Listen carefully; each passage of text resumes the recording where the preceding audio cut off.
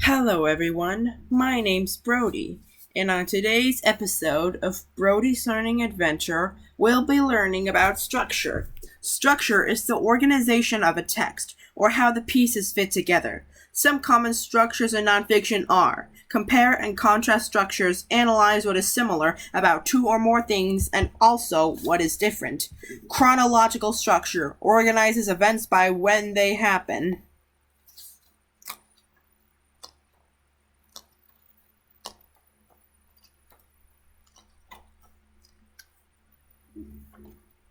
Process structure explains the series of actions and how they happen.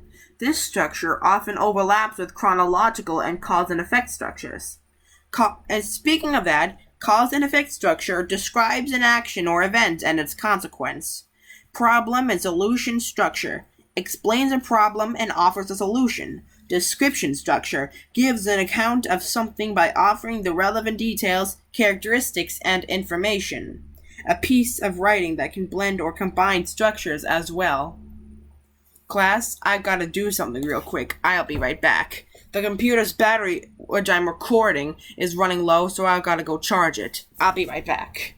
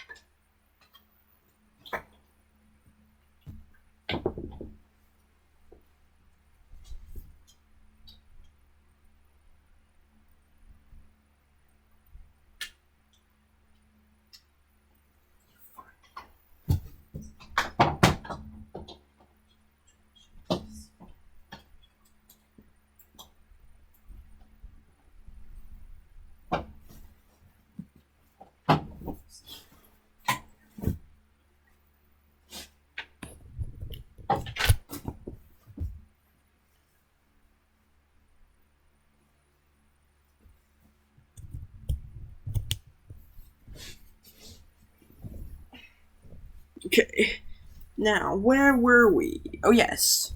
One way to differentiate between the types of text is to look for these signal words. Text type, compare and contrast. Purpose shows how two or more things are similar and or different. Signal words, in comparison, by contrast, similarly, but on the other hand, on the contrary, yet, however, despite, as opposed to. Text type, chronological or process. Purpose shows the order or ranking of a series of actions.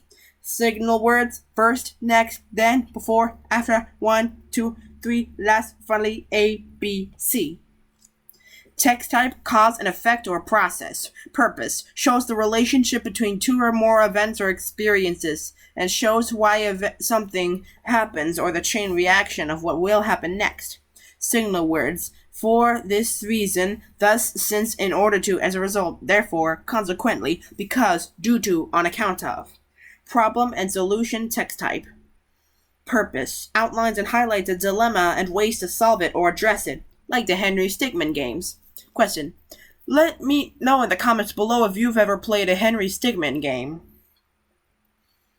Signal words for problem and solution. Problem, solution, because, research, develop, cause, since, as a result, in order to, so that, goal, and investigate. Text type, description. Purpose shows an account of something by offering characteristics of the topic. Signal words, no signal words instead. Look for lots of descriptive details. Major sections.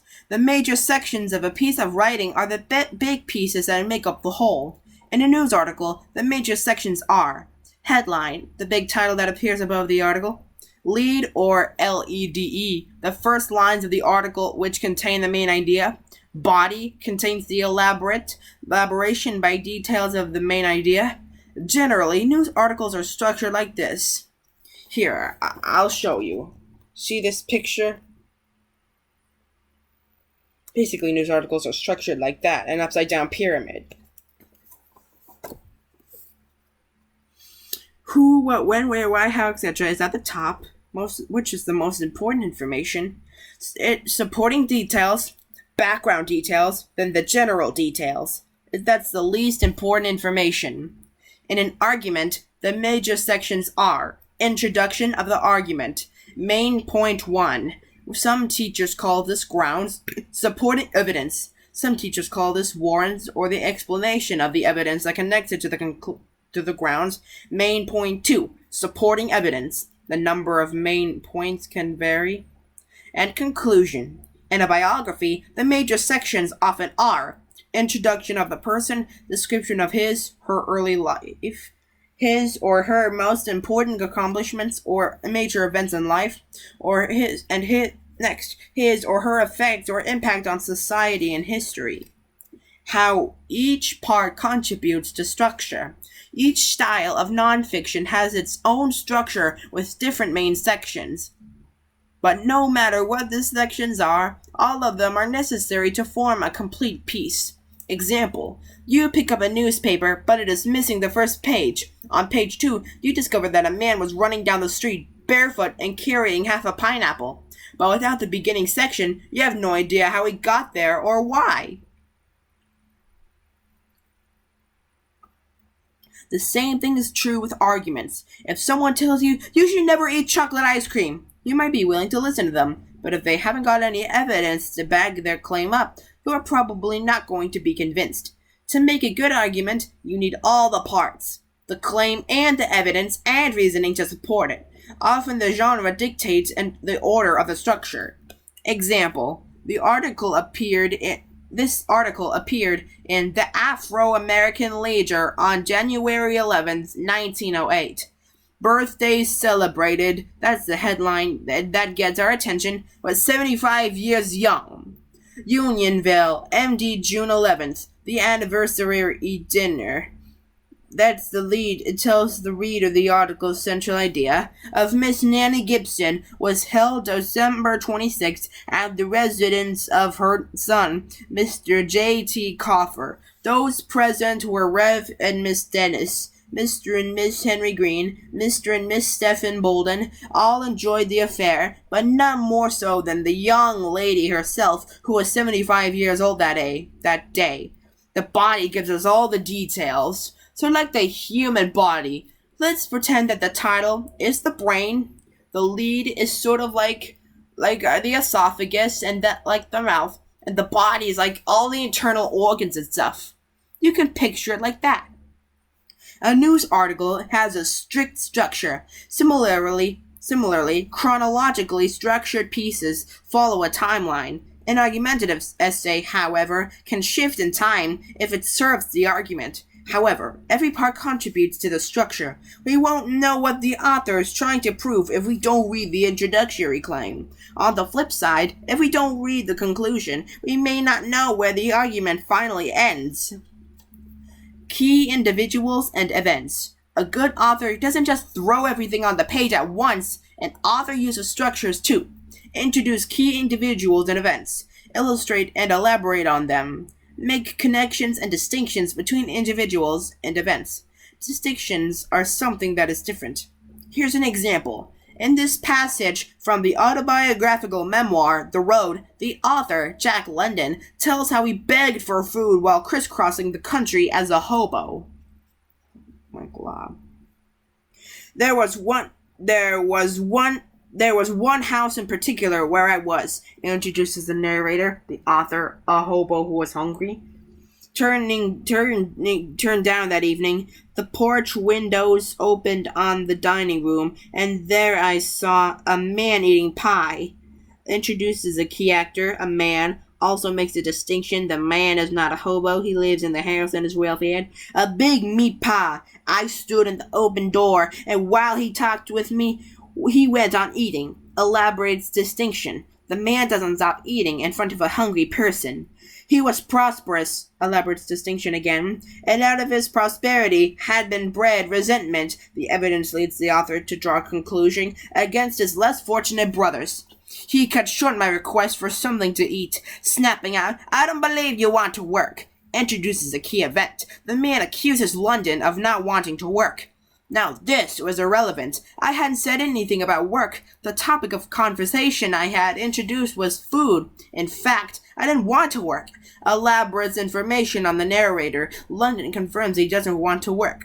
I wanted to take the westbound overland that night. You wouldn't work if you had a chance, he bullied. I glanced at his meek-faced wife. Introduces new key individual, the man's wife. Also emphasizes a distinction. She is meek, as opposed to the husband, who was a so-called bully. and knew that but for the purpose of this Cerberus, London elaborates on the husband by comparing him to the mythical multi-headed dog that guarded the Roman underworld. I'd have a whack at that meat pie myself, but Cerberus sopped himself in the pie, and I saw that I must placate him if I were to get a share of it. So I sighed to myself and accepted his work morality. Of course I want work, I bluffed. Don't believe it, he snorted. Try me, I answered, warming to the bluff. All right, he said. Come to the corner of blank and blank streets. Blank and blank streets. I had forgotten the address. Tomorrow morning. You know where that burned building is, and I'll put you to work tossing bricks. All right, sir, I'll be there. Also, that I'll put you to work tossing bricks introduces another event. The man offers London work. He grunted and went on eating. I waited. After a couple of minutes, he looked up with an "I thought you were gone" expression on his face and demanded, "Well?" I am waiting for something to eat," I said gently. "I knew you wouldn't work," he roared. In the meantime, I began, but he interrupted. "But if I gave you something to eat now, I'd never see you again. Oh, I know your kind. Look at me. I owe no man. I have never descended so low as to ask anyone for food. I have always earned my food. The trouble with you is that you're idle and dissolute. I can't see it in your face. I have worked and been honest. I have made myself what I am. And you can do the same, if you work and are honest." "Like you?" I queried. Alas, no ray of humor had ever penetrated the sombre work-sodden soul of that man. "Yes, like me," he answered. "All of us?" I queried. "Yes, all of you," he answered, convictions vibrating in his voice. "But we all became like you," I said. "Allow me to point out that there be nobody to toss bricks for you." Author uses dialogue to develop the individuals and the story and explain a key event. The author outwits the man. I swear there was a flicker of a smile in his wife's eye. The author elaborates on the wife. The author mentions a flicker in her eye and distinguishes her from her husband again.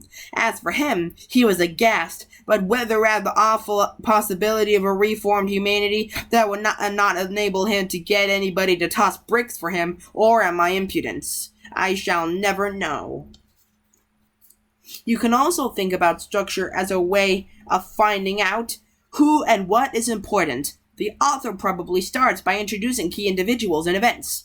Why are these people or things important? The author most likely will illustrate and elaborate on them. Last, an author may use structure to show why someone or something is unique or part of something greater.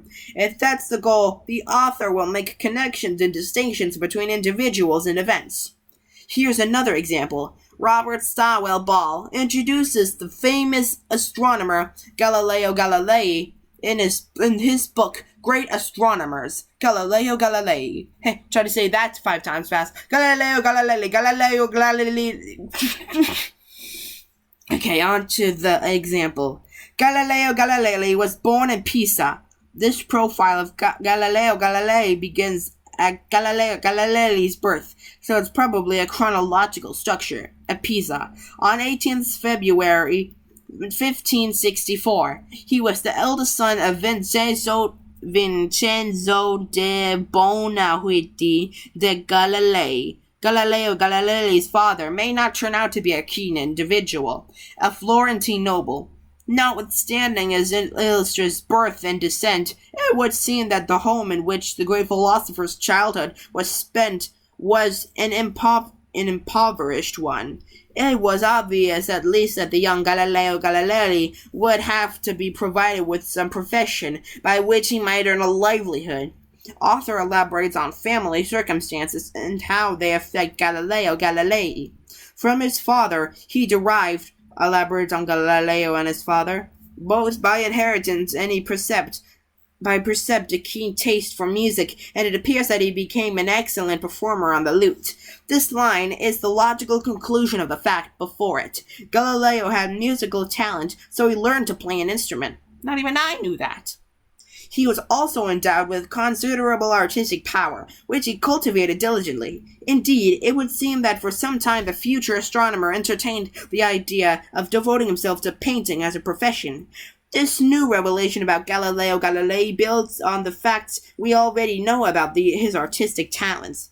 His father, however, decided that he should study medicine. Again, we are learning about the character of both Galileo and his father. His father is practical, and Galileo Galilei obeys him. Accordingly, we find that when Galileo Galilei was 17 years of age, and had added a knowledge of Greek and Latin to his acquaintance with the fine arts, he would duly enter at the University of Pisa.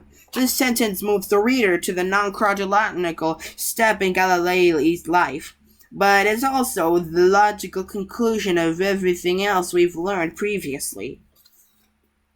Here's a quiz to see if you've been paying attention. True or false? Not all of the sections of a piece of writing are necessary to fully understand it.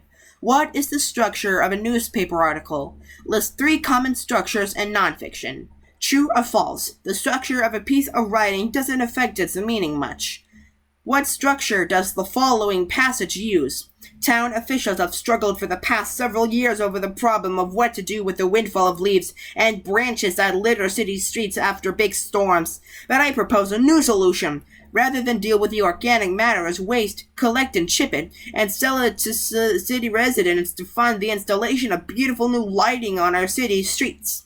True or false? When an author elaborates on an event, it is the first time the author mentions it. 7. True or false? An author would never use an analogy to make a connection between two characters. 8. Write a headline for this news item. Over 100 students met in the streets of Mulberry this afternoon as part of a large volunteer effort to collect branches and leaves damaged in last night's storm from the trees that lined the city streets. Students arrived shortly after school ended, and by nightfall, around 9 p.m., they had filled the beds of half a dozen pickup trucks with sticks, leaves, and branches. Does this paragraph belong in the introduction, body, or conclusion of a piece of writing? Finally, from all the evidence gathered here, we can see clearly that the plan to collect damaged limbs and fallen leaves from the streets of Mulberry was a resounding success. The streets are cleaner and also better lit, thanks to the new lights we were able to install with the proceeds of the sale of garden chips made from damaged tree limbs that would have otherwise been discarded. True or false? When an author makes a distinction between two characters, the author is pointing out what they have in common. Pause the video now to think of the answers for yourself. On to the answers. 1. False. 2. Headline, lead, body. 3. Any 3 of the following. Compare and contrast, chronological cause and effect, problem and solution, and description. 4. False. 5. Problem and solution. 6. False. 7. False. 8. Mulberry students save city streets. And 8 has more than one correct answer, just in case you didn't know. 9. Conclusion. And 10. False. Be sure to like, comment, subscribe, and hit the notification bell so that way you won't miss any of my new episodes. This is Brody signing out. Just kidding. I know, if you are like me, you like to read books. But do you want to read nonfiction books? Here's some nonfiction books for you. But first, a quote from Lord Byron. Truth is always strange, stranger than fiction. For those of you who are in 6th grade, here are some nonfiction books for you. Tracking Trash, an environment horror story. Here's what it's about. It's by Lori Griffin Burns. Now here's what Tracking Trash is about. A group of scientists track trash from city garbage cans all the way out into the ocean, where it collects into terrifying islands of garbage. Bad News for Outlaws, by Vonda McKay Nelson, an American history biography. The life story of Bass Reeves, a U.S. Marshal and former slave who brought law to the Wild West. Lincoln, a photobiography by Russell Friedman, an American history biography. Tons of pictures tell the story of a great president whose life was full of bravery and drama and whose death shocked the country. Brown Girl Dreaming by Jacqueline Woodson, a memoir and a free verse one. Gorgeous prose about what it was like to be an African American girl living in the shadow of Jim Crow and seeing the light of the civil rights movement. Dolores' Book of Greek Myths by Ingrid and Edgar Perrin de Allore, mythology book. All the great stories about Zeus and the Olympians, but with good writing this time. I just recognized something. I have that book! How They Choked by Georgia Bragg. It's a history book. 14 massive screw-ups by famous people will make anyone feel better about trying and failing and trying again. For those of you who are in 7th grade, like me, here are some nonfiction books for you. Amelia Lost by Candace Fleming, a history book. One of the most famous pilots in history, her mysterious disappearance and the worldwide search for her and her missing aircraft. The Surrender Tree by Margarita Engel, a free verse history book. Poems about Cuba in 1986 after 3 wars for independence and still no freedom. Hard and beautiful to read. Bomb by Steve Sheenkin, a history and a science book. A thriller set in World War II where scientists race to invent the atomic bomb and spies race to sabotage it. How to Turn $100 into $1 Million by James McKenna and Jenna Glista and with Matt Fontaine, a financial literacy book. Forget a lemonade stand. Think lemonade brand and learn how to earn, invest, and save. The Way Things Work by David Macaulay, a science book. How do can openers work? How do cranes work? How do pens work? The Great American Dust Bowl by Don Brown, a comics and a history book. A graphic novel about that one time America almost choked to death in one of the most destructive natural events ever. For those of you who are in 8th grade, here are some nonfiction books for you. Friday Night Lights by H.G. Bissinger, a sports book. The greatest sports book ever written. Radioactive by Winifred Conkling, history, biography, and a science book. Not one, but 2 thrilling stories about brilliant female scientists unlocking the secrets of nuclear fission and changing history. Hitler Youth by Susan Campbell Bartoletti, a world history book. Terrifying account of how Adolf Hitler formed the largest youth group in history and indoctrinated them to become his soldiers. Go, A Kid's Guide to Graphic Design, an art and design book. This legendary graphic designer teaches a 101 course on typography, color theory, and everything else you need to have great taste. Moz by Art Spiegelman, a comics and a biography book. A graphic novel about a survivor of the Holocaust, set in a world where the Nazis are cats and the Jews are mice. I Am Malala by Malala Yousafzai, a memoir. Even a gunshot to the head can't keep this girl down. Malala speaks out about her journey and her fight for the right to an education. Be sure to like, comment, subscribe, and hit the notification bell so that way you won't miss any of my new episodes. This is Brody signing out. This time, literally.